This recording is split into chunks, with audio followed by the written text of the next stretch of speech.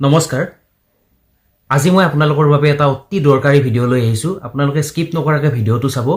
মোক বহুতে প্ৰশ্ন কৰি থাকে যে কাহৰ পুৰণা বাচন বৰ্তন বা পিতলৰ বাচন বা তামৰ পাত্ৰ বা তামৰ বাচন কেনেদৰে সফা কৰিব পাৰি অতি সহজে মই যে আপোনালোকক কম আৰু একদম প্ৰমাণ আছে এইটো আপোনালোকে মই কোৱা মতে কৰিব মই এতিয়া আপোনালোকক কৈ দিম এটা কাম কৰিব প্ৰথমতে আপোনালোকে অকমান ভিনেগাৰ ল'ব ভিনেগাৰ লৈ পেলাই তাত এচামুচ নিমখ মিহলি কৰি ল'ব একদম ভালদৰে মিহলাব যাতে ভিনেগাৰৰ লগত পুৰা মিলি যায় তাৰ পিছত আপোনালোকে তামৰ পাত্ৰ নাইবা কাহৰ বাচন বা পিতলৰ যিকোনো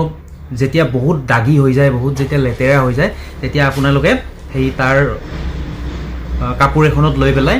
ভালদৰে মোহাৰি দিব দেখিব একদম পুৰা চিকচিকিয়া হৈ যাব একদম মই কৈছো আপোনালোকে একদম আজিয়ে কৰি চাওক